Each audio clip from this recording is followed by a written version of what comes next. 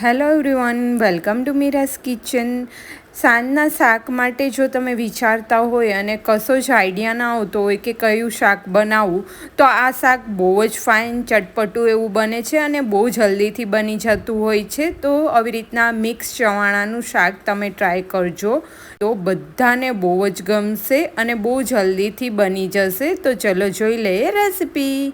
એના માટે અત્યારે મેં એક બાઉલ જેટલું મિક્સ ચવાણું લઈ લીધું છે. ઝીણી કટ કરેલી ડુંગળી લઈ લીધી છે.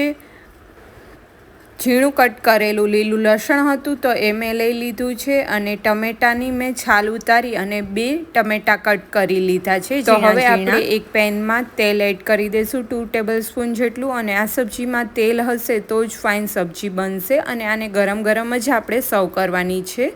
તો તેલ ગરમ થાય એટલે એમાં આપણે રાઈ એડ કરીશું થોડી એવી, અને આખું જીરું એડ કરીશું. રાઈ ફૂટી જાય એટલે બંને વ્યવસ્થિત ફૂટી જાય પછી એમાં આપણે જે લીલું કટ કરેલું લસણ ઝીણું અને ડુંગળી એડ કરી દઈશું. બંને જોડે જ એડ કરીશું જેથી કરીને લસણ બળે નહીં. પ્રોપરલી મિક્સઅપ કરી દઈશું અને 2 મિનિટ માટે રહેવા દઈશું. પછી એમાં કટ કરેલા ટમેટોસ એડ કરી દઈશું અને એને બી પ્રોપરલી એકવાર મિક્સઅપ કરી દઈશું. પ્રોપરલી મિક્સઅપ થઈ જાય પછી એમાં આપણે બધા મસાલા એડ કરી દઈશું. તો સોલ્ટ એડ કરી દઈશું as per the taste. Pinch of hing add કરી દઈશું જેનાથી બહુ જ ફાઇન ફ્લેવર આવી જશે. થોડી એવી હળદર એડ કરી દઈશું અને પ્રોપરલી મિક્સઅપ કરી દઈશું બધું. થોડી વાર માટે એને કૂક થવા દઈશું. લીડ ક્લોઝ કરીને થોડી વાર માટે રહેવા દઈશું. પછી કૂક થઈ જાય એટલે આપણે પાછા એમાં લાલ મરચું પાવડર એડ કરી દઈશું એઝ પર ધ ટેસ્ટ, અને થોડું એવું ધાણા જીરું પાવડર એડ કરી અને પ્રોપરલી પાછું મિક્સઅપ કરી દઈશું. 2-3 મિનિટ માટે ચડવા દઈશું અને પછી એમાં હાફ કપ જેટલું પાણી એડ કરી દઈશું.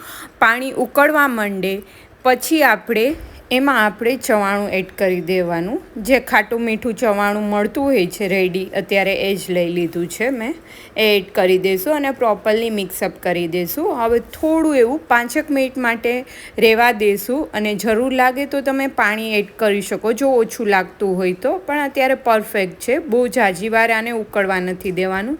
થોડું કૂક થાય એટલે આપણે ગેસ ઓફ કરી દઈશું.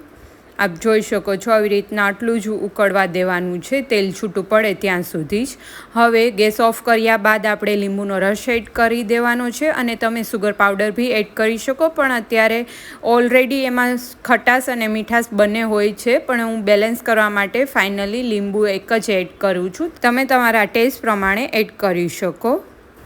એકવાર બધું પ્રોપરલી મિક્સઅપ કરી અને ફાઇનલી આપણે ધાણા ભાજીથી ગાર્નિશિંગ કરીશું અને ગરમ ગરમ જ સબ્જીને આપણે સર્વ કરીશું. રોટલી સાથે તો બહુ જ ફાઇન લાગે છે, પણ તમે રોટલા સાથે બી સર્વ કરી શકો. તો છે ને, જોઈને જ મન થઈ જાય એવું ચવાણાનું શાક જે એકદમ ચટપટું બનશે. તો આ બી આ રેસીપી ટ્રાય કરજો અને મને કમેન્ટ કરી અને જણાવજો તમને મારી રેસીપી કેવી લાગી. અને આવી જ ન્યૂ રેસીપી માટે હજી સુધી ચેનલને સબસ્ક્રાઈબ ના કરી હોય તો ચેનલ સબસ્ક્રાઈબ કરી લેજો.